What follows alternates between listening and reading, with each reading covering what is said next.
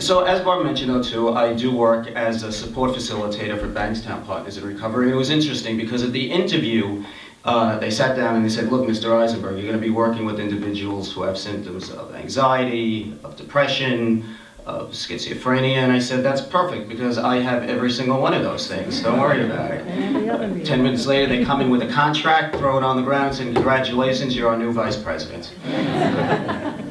So, of course, that's a joke. But it has a little truth behind it, which is the case, I find, with humor in general. That humor can have a level of struggle and adversity behind it at the same time. It's kind of ironic that often what makes us laugh also has a level of sadness behind it too. But that's kind of one of the things that served me well in my role at PIR, using humor. When I joke with my consumers, they know I'm not making fun of them. They know that I'm really just, I'm making fun of the absurdity of the situation, of the reality of it. And really what I'm just trying to do is help them find a light in the circumstance, the hidden meaning behind their own struggles, which I think people with both mental health issues and non-mental health issues are searching for. We're always trying to find that, that diamond in our experience. Please, I remember my first month at the job, I was working with this client named, we'll call her Tanya, right? And what I had to do was go over with one of my coworkers, and we were moving her from one housing unit to another. But we had to remove her feral cat and put it into a cage so we could transfer it. So there I am, and this cat is coming after me with claws the size of Ginsu knives, okay? She's scratching me, chasing me around the place. My coworker is cracking up because she doesn't want to go near the cat. Tanya is not having a good time with this, and my boss is on the phone going, throw a blanket over the cat and put it in, throw a blanket in. I'm thinking, this is what I paid $20,000 for a master's degree for. This is the highlight of my career.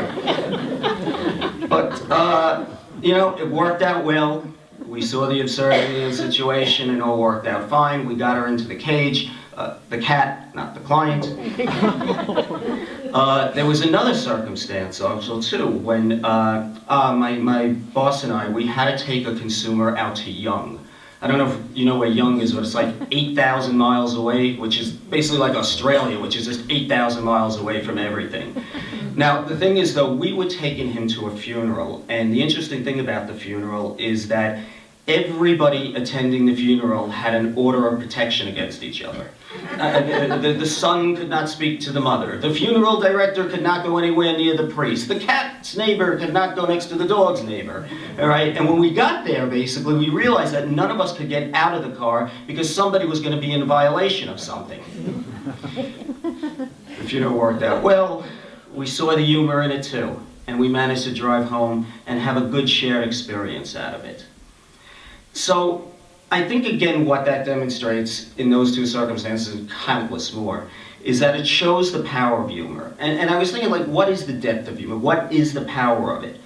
And as I said, I think what humor does is it gives us the ability to see things as they are, but at the same time see that they can be completely different. That a reality can have two different perspectives. Humor can be happy and sad at the same time. Humor can be heavy and lighthearted. Humor can have triumph and challenge behind it. It's almost like a level of quantum physics, that something could exist in two different states at the same time. So what I try to do now, moving forward, is I use my humor to help my consumers see their challenging situations differently. Let them see that there are other possibilities, that there are other outcomes. And not only other outcomes, but better outcomes. And really what I'm essentially doing is that I'm showing them hope, which a lot of them don't have or haven't experienced most of the time in their lives. So, well, I'm sorry I didn't give you the full stand-up act, that'll be another time. I still just was thinking that, it's no coincidence that humor and hope start with the same letter. And I want to bless us all that we should all find hope and humor in our journeys together, and I wish you well. Thank you so much.